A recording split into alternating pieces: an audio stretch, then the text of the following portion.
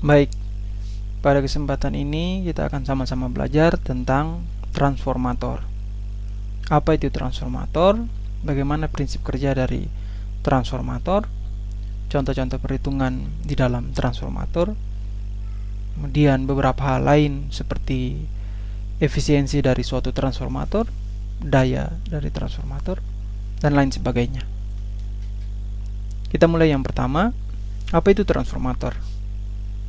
Seperti dapat dilihat pada gambar di bawah ini, jadi transformator itu merupakan suatu perangkat elektronik yang berfungsi atau digunakan untuk mengubah tegangan listrik menjadi lebih besar atau lebih kecil dari tegangan masukan atau tegangan semula.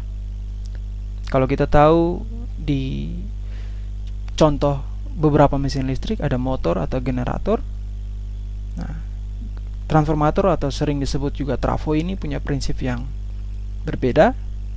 Kalau motor kita mengubah energi listrik menjadi energi gerak, kalau generator kita mengubah energi mekanik atau gerak menjadi energi listrik. Sedangkan kalau transformator ini tidak terjadi konversi energi dari satu bentuk energi ke energi yang lain, sama-sama masih tetap dalam bentuk energi listrik. Hanya saja perubahannya itu terjadi yaitu dari bentuk tegangan masukan dan tegangan keluaran yang dihasilkan dari suatu transformator.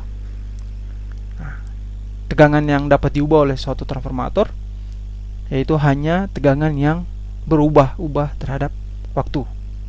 Misalkan tegangan bolak-balik AC. Ini merupakan ilustrasi tentang bagaimana penggunaan transformator pada suatu sistem tenaga listrik. Tentunya ini akan berubah sesuai dengan kebutuhan dari suatu jaringan transmisi ataupun jaringan distribusi dari suatu sistem tenaga listrik. Tetapi ini merupakan ilustrasi secara umum, yaitu bahwa transformator itu ditempatkan pada suatu jaringan sistem tenaga listrik karena fungsinya tadi.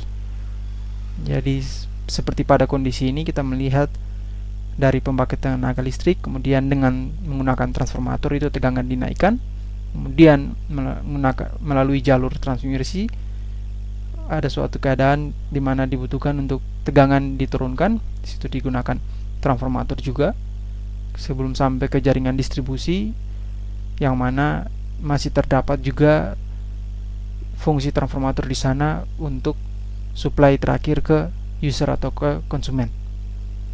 Baik konsumen dalam lingkup kecil seperti di rumah ataupun konsumen dalam lingkup besar penggunaan dayanya seperti konsumen komersil atau industri. Ini yang tadi yang disebutkan, yaitu bahwa sistem konversi energi yang terjadi di dalam suatu transformator. Jadi inputannya itu masih merupakan suatu daya listrik dan yang dikeluarkan juga adalah masih tetap daya listrik. Tetapi yang berubah adalah bagaimana dia dinaikkan atau diturunkan melalui fungsi dari transformator itu sendiri. Nah, bagian-bagian transformator. Secara umum ada dua bagian utama yang berperan penting dalam prinsip kerja suatu transformator. Yang pertama itu adalah kumparan atau lilitan. Yang berikut adalah teras besi dari suatu transformator. Nah, di dalam suatu transformator, kumparan itu sendiri terdiri atas dua. Ada yang disebut kumparan primer dan ada yang disebut kumparan sekunder. Untuk kumparan primer, dia berada di bagian input sebagai tempat tegangan listrik masuk ke trafo. Sedangkan kumparan sekunder berada di bagian output trafo sebagai tempat tegangan listrik itu dihasilkan atau keluar dari trafo itu sendiri setelah mengalami pengubahan tegangan. Nah, yang berikut adalah teras besi. Jadi kedua kumparan baik primer maupun sekunder itu dihubungkan melalui teras besi atau bahan lain. yang dapat bersifat magnetik. Kita bisa lihat gambaran dari sebuah trafo seperti ini. Jadi ini yang tadi disebut sebagai kumparan primer, dan yang ini adalah kumparan sekunder. Dan ini adalah teras besi yang dimaksudkan tadi, yang menghubungkan suatu kumparan primer ke suatu kumparan sekunder. Kenapa dia disetap seperti ini? Akan kita lihat selanjutnya berkaitan dengan prinsip kerja dari trafo itu sendiri. Sederhananya, arus yang masuk ke dalam kumparan primer akan menghasilkan medan magnet yang dialirkan melalui inti besi ke kumparan sekunder. Lalu, pada kumparan sekunder, medan magnet diubah menjadi arus listrik sebagai keluarannya.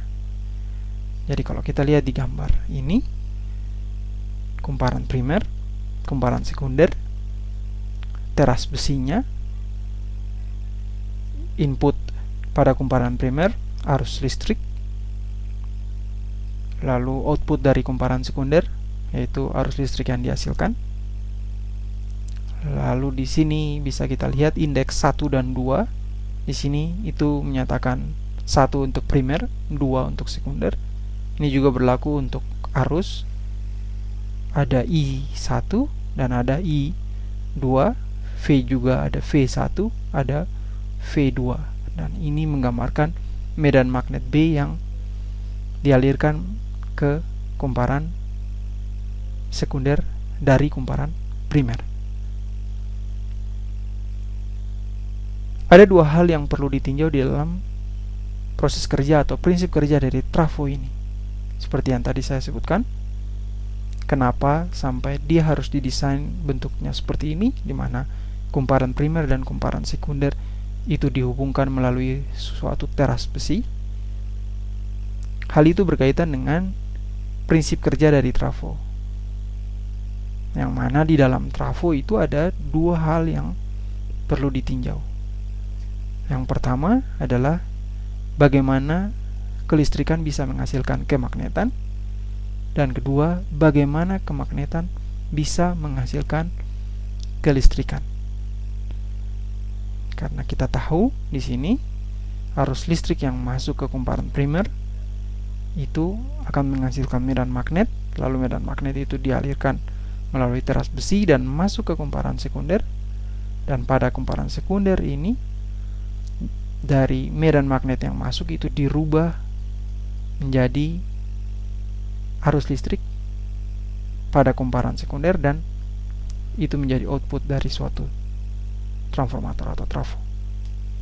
Dan itu didasari atas dua kondisi ini, yaitu ada kondisi di mana listrik menghasilkan magnet dan magnet menghasilkan listrik. Yang pertama, bagaimana kelistrikan bisa menghasilkan kemagnetan? Beberapa hal yang menjadi pondasi atau dasar yang bisa kita lihat. Yang pertama dimulai dari sifat kemagnetan, yang mana sering kali kita temui dari suatu magnet permanen, batang magnet permanen, paku yang tertarik oleh batang magnet permanen. Mana kita punya contoh yang lain, yaitu gaya tarik antar kutub-kutub magnet seperti yang ditunjukkan di gambar ini, yaitu dua buah magnet batang dengan kutub masing-masing kutubnya selatan, utara, utara, selatan, utara, selatan, selatan, utara, utara, selatan, utara, selatan. Masing-masing akan memberikan gaya antar kutub. Yang ini repulsif, utara dengan utara, selatan dengan selatan, dan yang ini atraktif, selatan, utara, utara, selatan. Atau ini tolak menolak, dan ini tarik menarik. Besar gaya kutub magnet untuk repulsif maupun atraktif, tolak ataupun tarik, itu sebesar ini. Dan ini punya analogi yang kita bisa lihat, yaitu dengan hukum Coulomb pada pembahasan gaya listrik. Jadi gaya magnet itu sama dengan suatu konstanta dikalikan dengan kekuatan kutub magnet pertama dikalikan dengan kekuatan kutub magnet kedua dan dibagi dengan kuadrat jarak antar kedua kutub dengan nilai konstantanya adalah 10⁻⁷ Weber per ampere meter. Yang berikut adalah tentang garis gaya magnet. Medan magnet dilukiskan dengan garis gaya magnet yang keluar dari kutub utara dan masuk ke kutub selatan, yang mana seperti kita ketahui semakin rapat garis gaya magnet menunjukkan semakin besar medan magnet pada daerah tersebut, karena hal itu terjadi pada kutub, baik kutub utara maupun kutub selatan. Hal ini penting untuk dilihat karena ada hubungan yang berkaitan dengan bagaimana fungsi dari suatu iron core atau teras besi dari suatu trafo atau transformator itu, dimana dia mengungkung medan magnet yang dihasilkan di kumparan primer dan disalurkan untuk masuk ke kumparan sekunder.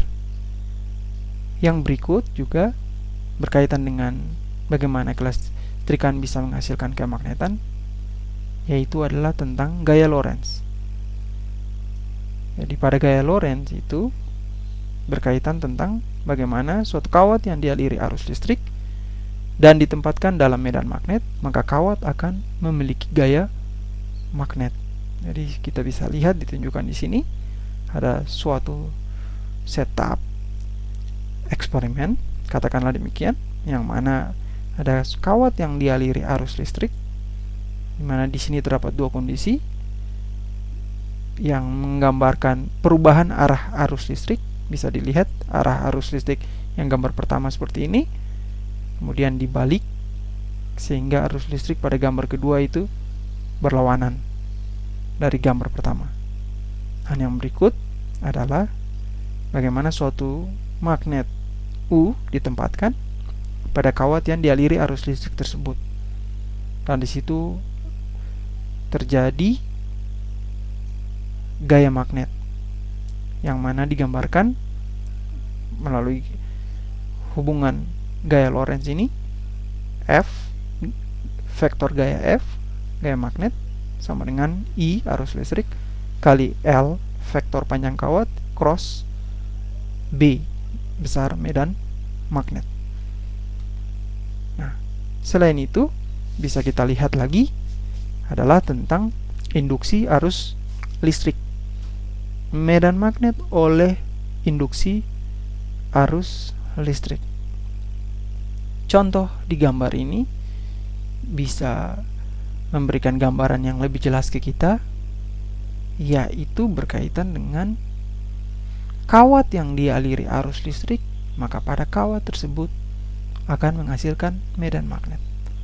Tentu kita tidak bisa melihat medan magnet itu, tapi kita bisa mengamati gejalanya seperti yang ditunjukkan pada gambar ini, yaitu kawat yang dialiri arus listrik, kita dekatkan suatu jarum kompas yang memiliki sifat magnet, dan yang terjadi adalah terjadi simpangan pada jarum kompas tersebut, dan kita bisa melihat perubahannya, yaitu apabila kita balik arah arus seperti yang ditunjukkan di sini.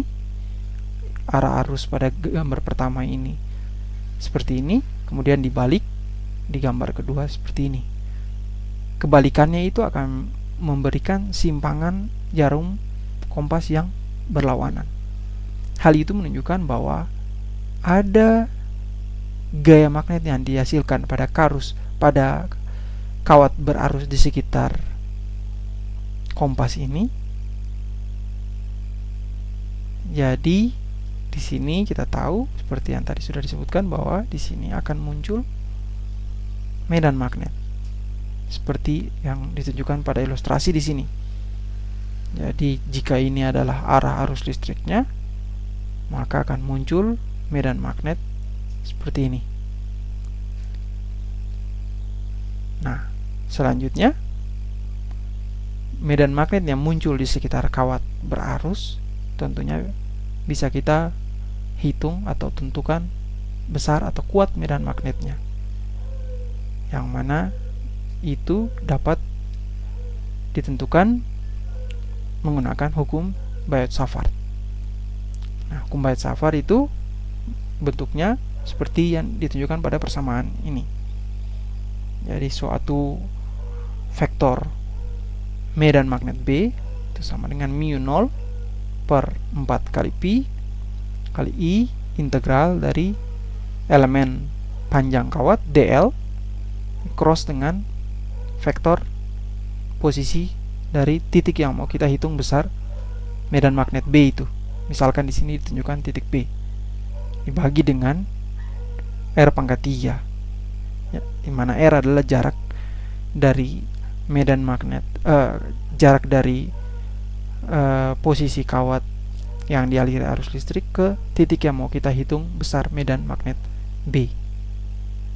Nah, untuk bentuk kawat yang rumit itu kita bisa menerapkan hukum Ampere.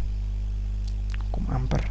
Jadi B dot dl vektor medan magnet B di dot produk dengan elemen panjang kawat dl diintegralkan untuk suatu langsung tertutup itu sama dengan mu 0 kali sigma jumlahan I arus. Nah,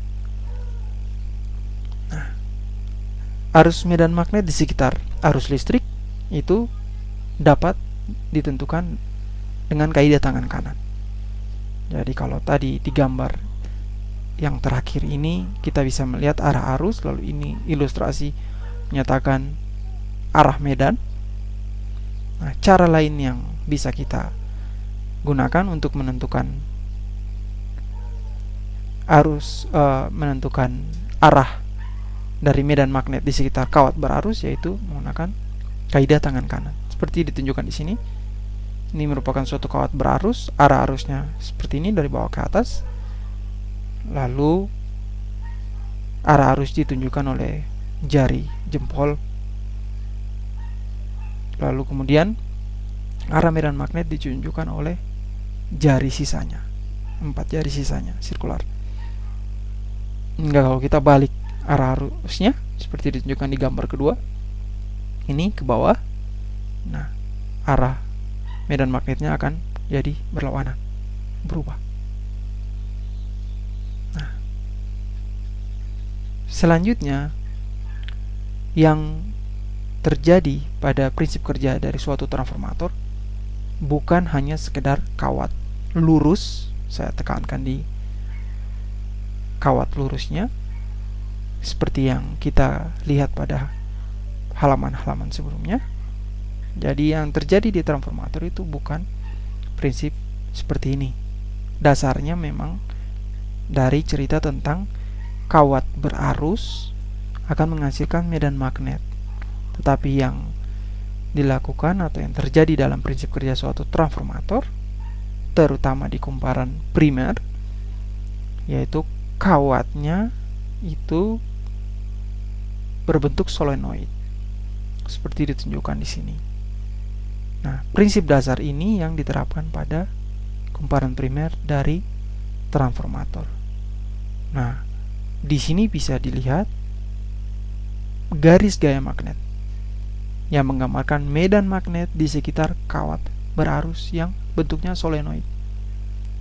Jika seperti ini, maka kita akan mendapati yang sama persis garis gaya magnet yang dimiliki oleh suatu magnet batang atau magnet permanen.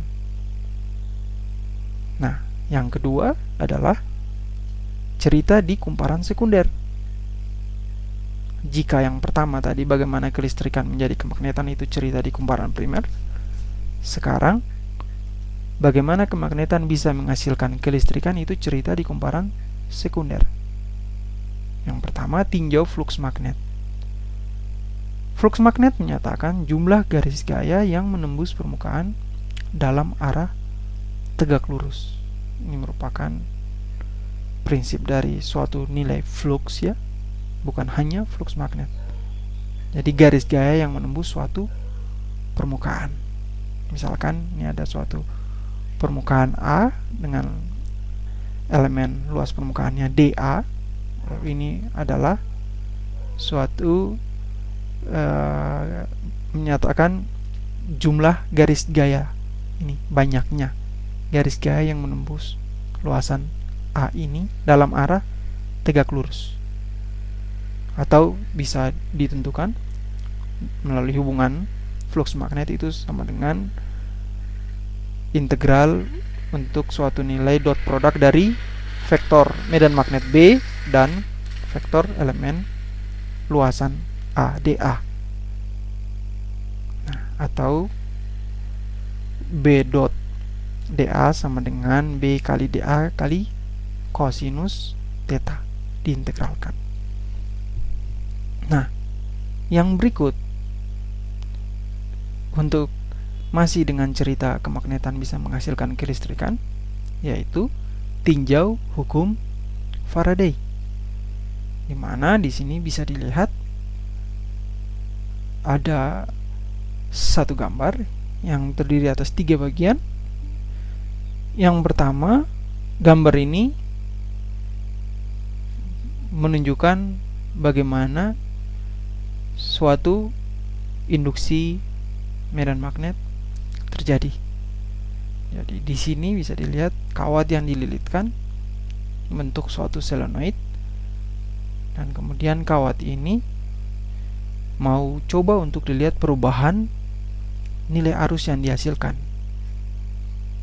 melalui magnet yang digerakkan.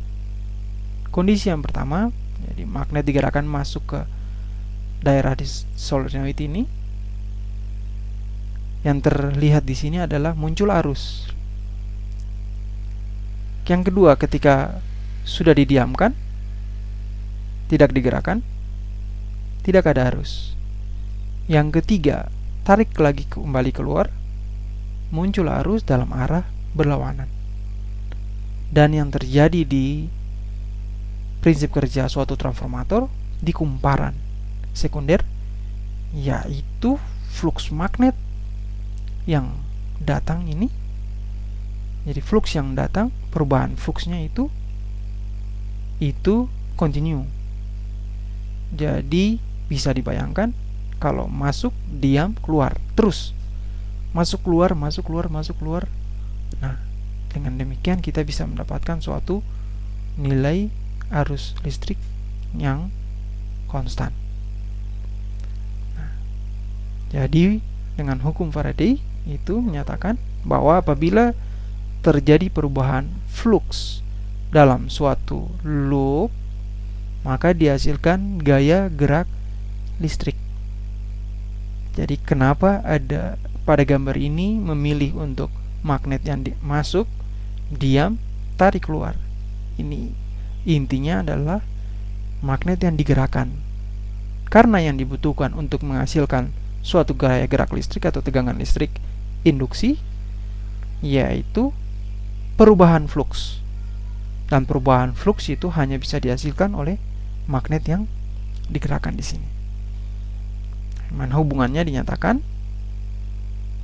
yaitu nilai suatu gaya gerak listrik induksi yang dihasilkan pada kumparan itu sama dengan negatif N, menyatakan banyaknya lilitan atau banyaknya kumparan, kali perubahan flux tiap satuan waktu.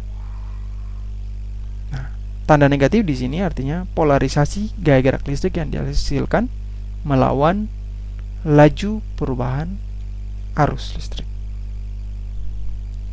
Hukum Faraday hanya mengungkapkan besarnya gaya gerak listrik induksi yang dihasilkan ketika terjadi perubahan flux magnetik dalam loop. Tetapi kemana arah arus tidak diungkapkan. Untuk berkaitan dengan arah arus induksi dalam suatu kumparan, itu bisa kita lihat melalui hukum Lenz, di mana arah induksi dalam suatu kumparan sedemikian rupa sehingga medan magnet yang dihasilkan arus tersebut melawan perubahan flux penyebabnya. Kita tinjau konsep induktansi. Ini cerita tentang solenoid, di mana disebutkan di sini solenoid yang merupakan kawat konduktor, sehingga hambatan listrik antara dua ujung solenoid hampir nol. Itu kenapa di dalam transformator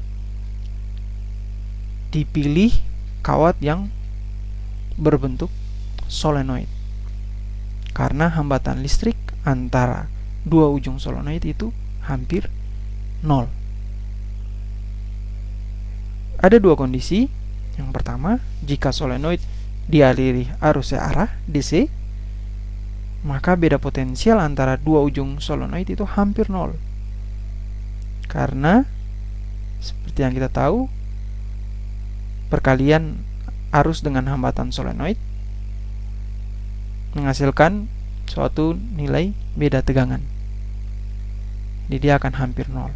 Tetapi hal ini tidak berlaku untuk arus bolak-balik. Di sini bisa dilihat tidak sama dengan nol. Yang terjadi adalah kuat medan magnet dalam solenoid itu akan berubah-ubah.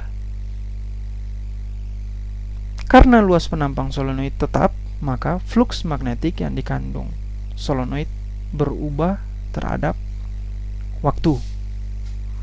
Dan berdasarkan hukum Faraday, maka solenoid itu akan menghasilkan suatu gaya gerak listrik induksi, atau yang kita kenal dengan suatu nilai tegangan listrik. Yang berikut, setelah tadi kita sudah melihat tentang apa yang terjadi di kumparan primer, yaitu terjadi proses dari kelistrikan menjadi kemagnetan, dan apa yang terjadi di kumparan sekunder, yaitu dari proses kemagnetan menjadi kelistrikan. Nah, seperti yang tadi sudah disebutkan bahwa kumparan primer dan kumparan sekunder dihubungkan oleh teras besi. Tanpa teras besi, garis gaya medan magnet pada suatu solenoid yang dialiri arus listrik digambarkan seperti ini, seperti yang dimiliki oleh suatu magnet batang. Jika tidak digunakan teras besi seperti yang ditunjukkan pada kondisi ini, medan magnet yang dihasilkan kumparan akan menyebar keluar. Jika menyebar keluar seperti ini, maka kita akan sulit untuk mendapatkan medan magnet yang memberi perubahan flux di kumparan sekunder. Oleh karena itu, di dalam rongga dari kumparan primer yang terhubung ke kumparan sekunder di sini, itu diberi teras besi sebagai penghubungnya, sehingga medan magnet yang dihasilkan kumparan primer di sini akan terperangkap di dalam teras besi. Jika dianggap bahwa luas penampang kumparan primer dan kumparan sekunder adalah sama, maka berlaku hubungan seperti ini. Kembali lagi terkait dengan variabel-variabel yang disebutkan di gambar ini. N1 adalah kumparan primer, N2 adalah kumparan sekunder, I1 adalah arus primer, I2 adalah arus sekunder, atau beberapa referensi lain menggunakan indeks S dan P, sekunder dan primer. Lalu ini gambaran flux atau medan magnet B yang terkungkung di dalam teras besi dan dihasilkan di kumparan primer dan masuk ke kumparan sekunder. atau secara skematik dalam suatu skema rangkaian suatu transformator akan digambarkan seperti ini. Tetapi untuk gambar ini adalah contoh untuk suatu transformator dengan kumparan primer dan kumparan sekunder yang memiliki jumlah lilitan yang sama. Jika sama, maka akan berlaku hubungan perbandingan antara tegangan primer dan tegangan sekunder sama dengan arus sekunder terhadap arus primer, atau sama dengan jumlah lilitan primer terhadap jumlah lilitan sekunder. Atau kalau di halaman sebelumnya menggunakan notasi sigma untuk menggambarkan GGL listrik, ya gerak listrik. Jadi ini bisa kita tulis lagi sigma S per sigma P itu sama dengan NS per NP. Contoh perhitungan sebuah trafo pada radio portable di rumah menurunkan tegangan dari 220 volt menjadi 9 volt. Kumparan sekunder mengandung 30 lilitan. Hitung jumlah lilitan pada kumparan primer. Jika lihat ke variabel yang tadi di halaman sebelumnya, ini yang ditanyakan berarti NP. Ya, dari hubungan ini bisa kita dapati NP sama dengan NS kali sigma P bagi NS bagi sigma S. Sigma P kali NS bagi sigma S. Atau bisa kita masukin nilai-nilainya 220 volt dibagi dengan 9 volt kali dengan 30 lilitan. Maka jumlah lilitan pada kumparan primer itu adalah sebanyak 733 lilitan. Dan bisa kita lihat di sini ini sesuai dengan fungsi dari trafo yang disebutkan pada contoh soal ini, yaitu menurunkan tegangan. Jika fungsinya menurunkan tegangan, maka kumparan sekunder itu jumlah lilitannya akan lebih sedikit dibandingkan kumparan primer. Dan sebaliknya, jika untuk menaikkan tegangan, maka kumparan primer itu jumlahnya akan lebih sedikit lilitannya terhadap kumparan sekunder. Yang berikut kita lihat tentang daya trafo dan efisiensi. Arus pada kumparan primer dan kumparan sekunder menunjukkan bahwa ada proses pemindahan energi di dalam trafo.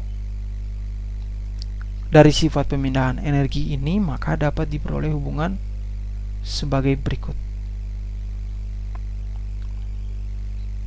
Daya primer PP sama dengan arus primer kali sigma P, tegangan primer.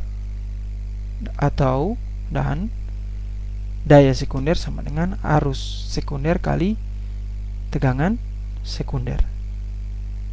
Dan P adalah daya listrik pada masing-masing kumparan. Tidak semua daya pada kumparan primer dapat dipindahkan ke kumparan sekunder. Itu hanya dimiliki oleh trafo yang dikatakan ideal. Ini seringkali menjadi masalah di dalam prinsip kerja mesin listrik, baik transformator, motor, ataupun generator. Karena yang diupayakan adalah mesin listrik dengan efisiensi yang baik atau optimal. Efisiensi mesin listrik atau trafo di sini bisa kita lihat dinotasikan seperti ini. Kita bisa mendapatkan hubungannya bahwa efisiensi itu merupakan perbandingan antara daya sekunder terhadap daya primer.